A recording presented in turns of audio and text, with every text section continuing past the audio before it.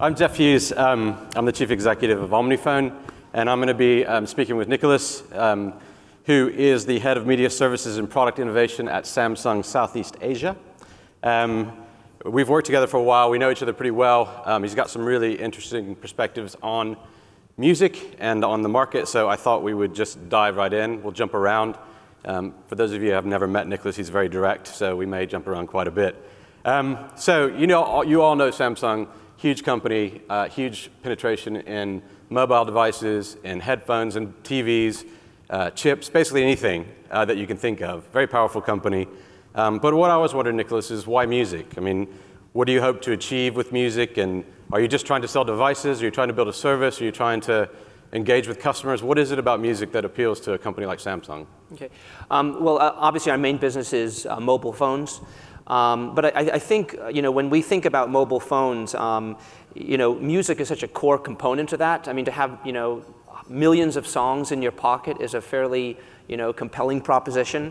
I think when people think about their phone, they think about that as a music device. Samsung sells more music devices than any other company in the world because we sell more phones than anybody else in the world. From our perspective, yes, video is important. Yes, it's great to have great apps, but being able to plug your headphones into your mobile device, put your headphones in, and jump on the MRT or walk down the street with music, critical. It's a critical piece to owning a phone and having a good phone experience. And is your aim to sell more phones, or to engage with customers, or to build a revenue stream? Well, I would say, to be perfectly frank with you, yes, we have to sell more phones. That's our business. We want to drive revenue, of course. But I think we have to do it the right way.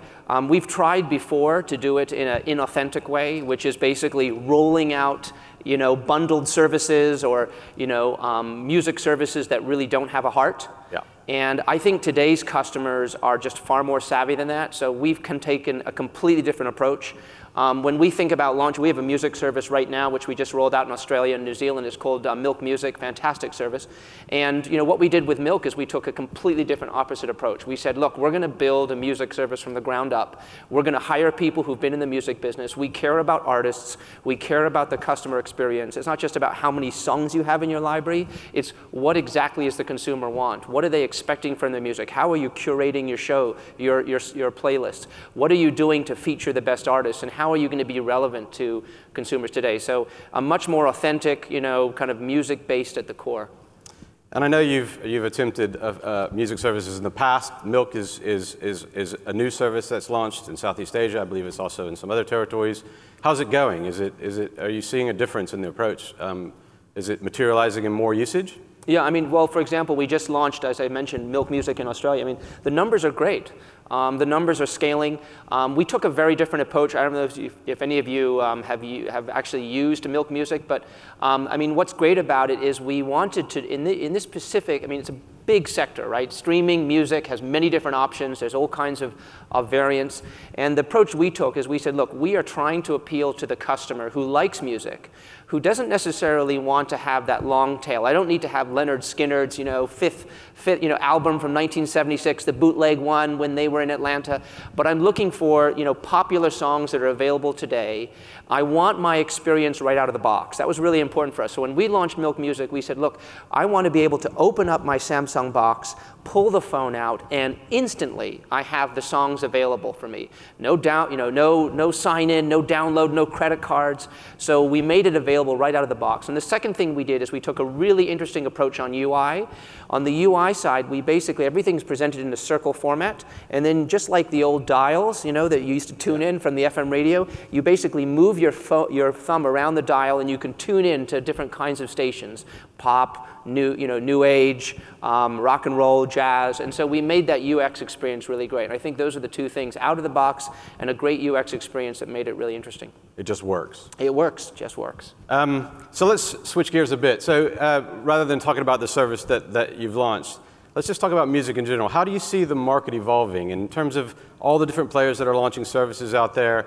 Do you think the pure play music companies who are just doing music are going to succeed, or do you think it's going to be companies that have other revenue streams to prop them up, companies like Samsung perhaps, or is there room for both? I mean, how do you see that evolving over time? Okay, so I'll answer it this way. I'll say, first of all, my personal belief is that if you want to appeal to music and you want to be a real music player, you have to focus on your core. Do not get distracted by video. Do not get distracted by all the other things. I read recently today that another big streaming company is now introducing new content, sports content, and other kinds of video content into their music service. I'm not going to mention the name of the company, but to me, that's way off target. Why would anybody who's trying to build credibility with a music fan and say, this is the place you need to come, we are the authority on music, we are the place where you're going to discover new artists, we are the place where you can be able to follow your new bands. Oh yes, and by the way, we have sports video as well. Frankly, don't get it. So my strong recommendation would be, if someone's in the music service, stick to the music service. Stick to do what you're doing well. By the way, there's plenty of content just in that genre alone to be able to go very, very deep and to go wide. So I think that you have to be in, I think you have to focus on the core and not get distracted by other things. Is it a pure play? Yes, it needs to be a pure play. However, in the same breath, I will say that you're starting to see that some of these other companies you mentioned, like aggregators, yes, it's important. You need to have a fairly big wallet nowadays to play in the music space. So going out there and trying to just offer, 20 million tracks without a large corporate partner is pretty difficult. It's pretty difficult to launch a service out of the back of a garage because you need the support of the labels, et cetera. So it's no surprise that some of the larger companies, either companies like Spotify that are backed by venture capital and have the support of the labels, or Samsung where we have fairly deep pockets, or Amazon or Google. These are all companies that have music services, but of course they've also got large financial backing and they've got other resources which they can bring to bear. Of course, some would argue that all the music services have all the music, and that other types of maybe it's not video, but maybe unique content. And other services have real unique content. There are some that think that having sports audio or maybe comedy differentiates themselves. So you don't believe that. You think you stick to the core. How do you differentiate yourself then if you have the same content that everybody else has? Well, it's a good thing. I think if you're selling music by the ton, I think you might as well fold up shop right now and go home, because if you're trying to sell based on, oh, by the way, I've got 10 million tracks, and someone says, well, I've got 20, and then I've got 25 million, good luck. That's a long road. That's a long road to the bottom, or a short road to the bottom, basically. And then you're competing on price.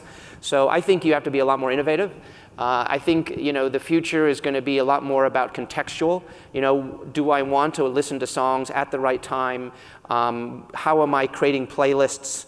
I think probably the best way to build loyalty and to build stickiness with your customer is to get your customers to start building their own playlists. Get them to start, investing in their own curation, their own tracks, because that takes an enormous amount of work and effort. And once that customer has invested that time and that effort into putting together, their 30 favorite tracks and, curating different things, it's very hard to move them from one service to another. So I think it's those types of things. So they need to be I think customers getting, or companies getting into the music space need to think a lot more about contextual, being more relevant, encouraging customers to build their unique music experiences on their own device.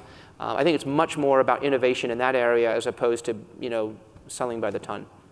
So you mentioned innovation a couple times. There's a couple of areas I wanted to touch on before we run out of time. One is the record labels. It's always something that's discussed at Music Matters almost ad nauseum. But it's very important to get to have a legal service and to make sure that you get the innovation that you need in the licensing and the flexibility that you need in the licensing. So how are you finding that? I mean, Samsung's a big company, has a history of kind of false starts. Are you getting the support you need from the record labels, and how are they posturing right now? Yeah. So so we've had a track record that's been fairly okay, I would say. I mean, we had a false start with Music Hub. Mm-hmm. We rebounded very well with Milk Music. And I think that our relationship with the labels have always been very strong. I think the labels are very keen to work with us. I think from an industry perspective as a whole, I think the challenge is that the technology and the innovation is happening so quickly. And you've got, I think the labels have their heart in the right place. They want to innovate. They want to create business models that are going to work, but they also are trying to adapt in a market that's really 3 or 4 steps ahead. So certainly with our partners, we see a really big effort on their part to try to run as fast as they want. But we also have to be very honest. The labels have their own commercial responsibilities. They've got their own P&L. They've got their own shareholders. So I think we're in a very interesting time right now where technology innovation is forcing new business models, forcing the labels to kind of catch up to where we want. And I think they're going through that evolution in real time. And so innovation in technology, I mean, technology is clearly, there is no digital music anymore. There's just music and it happens to be digital. So it is the market. And technology is clearly being unleashed at a pace that's hard to keep up with. So how do you see the next phase of that? I mean, what do you think technology brings us next in terms of user experience, in terms of business models? Well, okay, so in terms of business models, I think that, maybe a fairly unpopular opinion, but I mean, I think what's going to happen if you ask me to look into the crystal ball for the next 5 years, I believe that the consumer has been spoiled for the last few years, and the consumer has had an enormous volume of content at very little cost. I think part of that is because, again, the industry wasn't ready to deal with technology. So as soon as technology made it available, by the way, you can get all this content free, the consumer's like, great. So now, unfortunately, a habit's been formed. Now, unfortunately, we've trained the consumers today say music's free. And that won't work.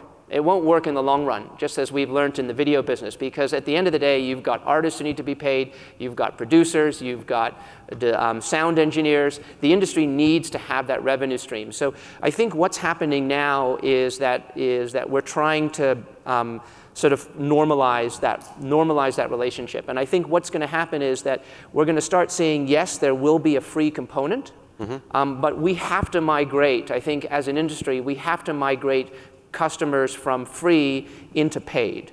Now, how does that happen? Well, guess what? You're not going to train someone who's basically been free content streaming in Thailand who doesn't have a credit card, and by the way, now you're paying $19.99. So it has to be stair-stepped through a series of processes in order to get to that high premium service. So what you're going to find is I think, is that you're going to start seeing certain services that are sort of with micro payments or smaller payments, maybe $1.99, $2.99. Eventually you'll get to a $9.99 for, but maybe you can offer an ultra premium, solution, as I know some companies have, around $19.99. What does that get us? What other services? So I think that we're starting on that stair step.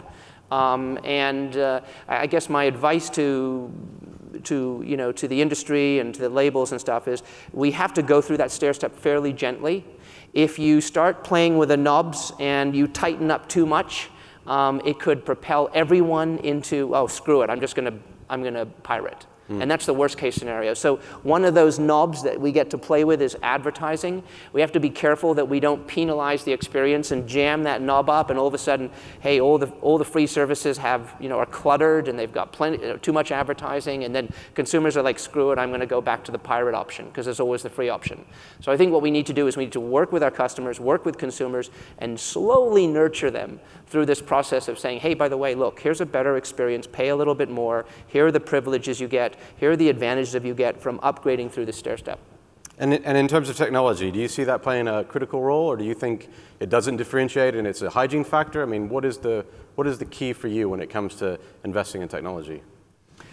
Well, I think investing in technology is critical. In fact, we're actually partners with Omnifone. So I mean, as companies like Omnifone and yours, I think that have made it much easier for companies to like Samsung, to get it to be a player in the music space. That's what I was looking for. Yeah, there's a good punchline, yeah.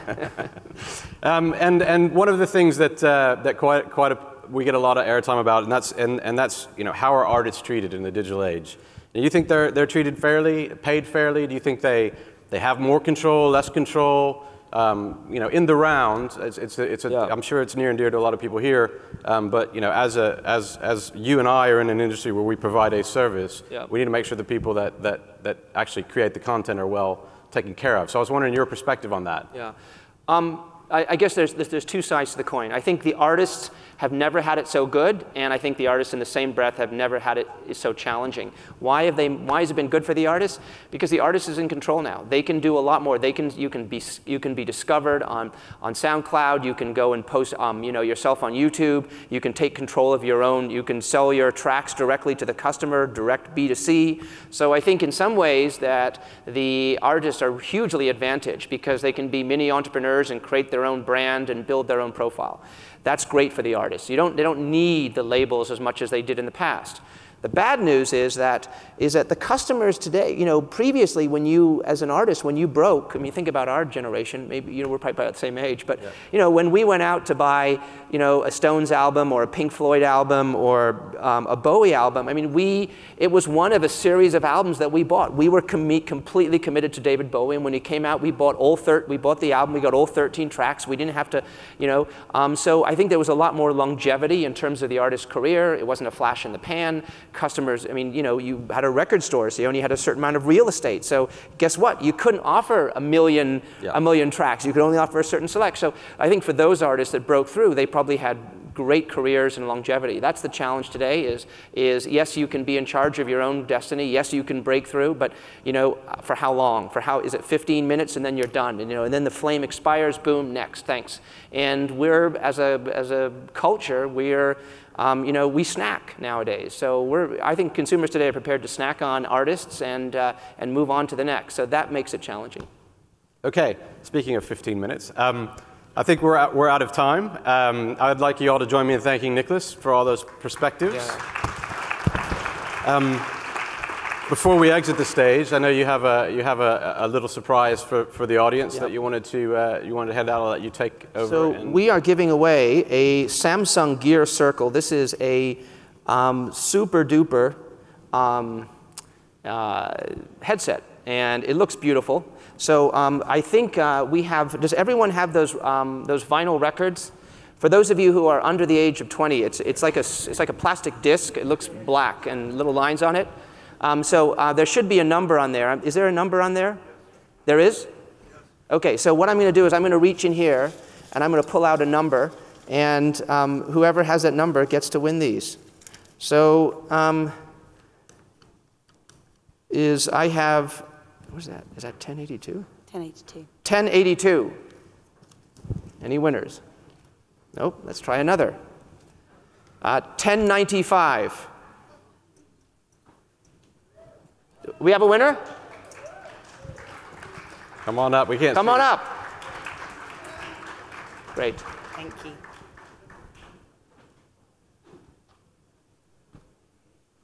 Can't be that far. Yeah. Do we have a winner? Oh, fantastic.